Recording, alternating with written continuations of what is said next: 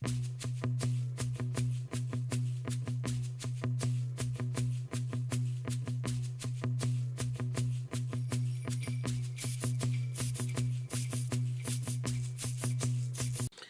guys, this is Jamie Little Tallulah, and I am here with episode 3, yes 3, of Retro Vintage Crochet Knit. Okay, and I hope you're enjoying the series. If you are, definitely leave me some comments below. I always love comments. Subscribe, leave me those thumbs up so that I know that you're enjoying the videos. And yeah, because thrift stores are awesome. It seems like the more stuff goes on computers, and believe me, I love my computer, right? The more stuff goes on computers, the more, it seems like the more information we have available, but it's also cursory information. It seems to be very surface. So you kind of lose that information that you get from the old days when everything had to be written down. Yeah, so I always like to go back to find old books, whether it's old craft books or just old books in general, old history books, old just older books, because they have more in them, and they're more what I want to say. I want to kind of say like they're more true to the era versus, oh, here's a 10-minute clip, here's a 10-minute clip, here's a tweet, here's a this, here's a this, where you don't get any depth. So I just absolutely love going back to see the old stuff, particularly crafts books. So what I have here for you today is a review of 2 books from American Thread Company. And I could not find the copyright dates on these, but this one is the Star Gift book, and it is Knit, Crochet, Sewing, and Embroidery, issue 150. And then the basic Begin to Knit, and this is book 201. I always love to see the prices right. The price is right. 35 cents originally. And this one was originally 10 cents for this. Okay, now if we get a little leaflet like this, you'd pay how much money? Well, they want $5 for a leaflet. So interesting. Okay, so we're going to go with this one first. As you can see, clearly it's pre-1970s. Probably pre-1960s. I'm not sure when these would have been worn, but it's always interesting. Always love it. Okay, so it gives you some hot plates, some hot plate mats, and the instructions. It gives you this interesting doily. I always like the look of doilies. I just don't want to take the time to make them.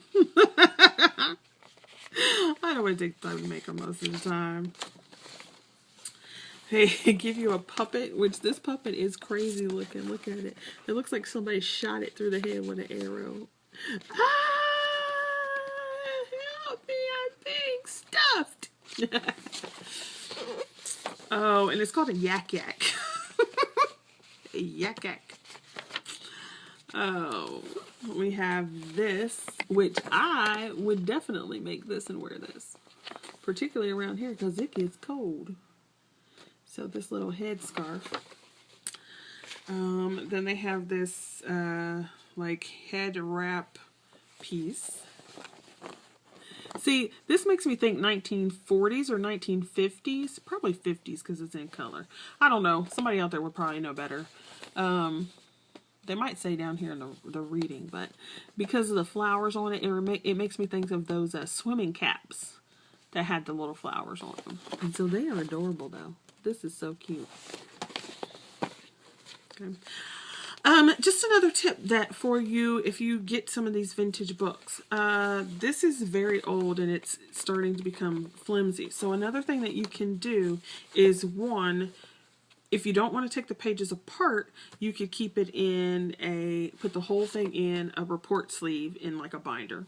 The other thing that you could do is go ahead and Xerox copy them. Xerox copy. Nobody Xerox copies anymore. We scan it onto your computer and print it out so that you can use those pages instead of your actual original piece. Okay, so there's this one. And I tend to write on my patterns, so I would not want to write on a book that's like 45 years old. Granted, I'll rip some of them up, but not ones that have like information. A novel, you can always get a novel, but okay. Then they give you some embroidery information, which is pretty cool. I don't embroider, but you know, it's a craft I would like to learn. So if anybody does have some cool tutorials on embroidery, you can let me know. And here is another gift set doily,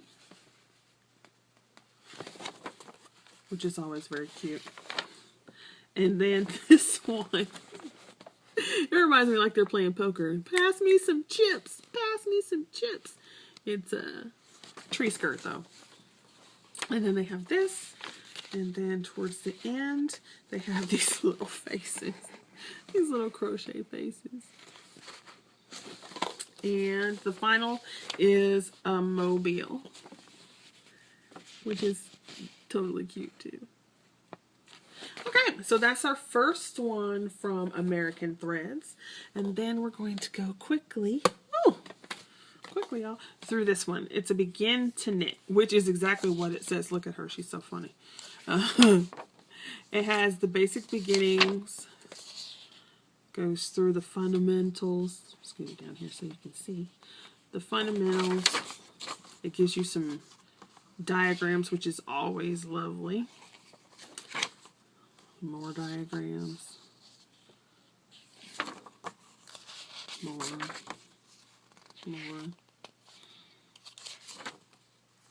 Some other information. Then they give you a patchwork.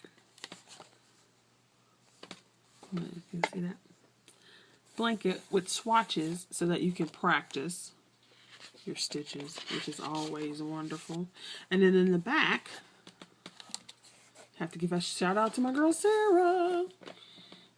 They give you some stitches, which I think is cool because it says 5 fancy stitches that they look too hard to do but are easy. I always like that. So I knit, but I don't knit as well or as quickly as I crochet. So they have those two here. Then they give you these 3 patterns. And see, I'm intimidated by cables. I want to learn how to cable, but I'm intimidated by it. Then they give you some socks. And from everything I've heard about socks, they take too long. And I'll be like, oh, Lord, I got another one to make. Oh, that ain't happening. So I probably will not knit socks in my lifetime. There's a mitten. A mitten for your kittens. And some booties. Now, see, I love crocheting and stuff, baby booties. I don't know why. It's not like I got a baby. And nobody I know is pregnant. Well, I'm pretty sure somebody I know is pregnant. But then they have some sweaters, which is another thing I probably will never make is an adult size crochet or knit sweater because that would just take too long.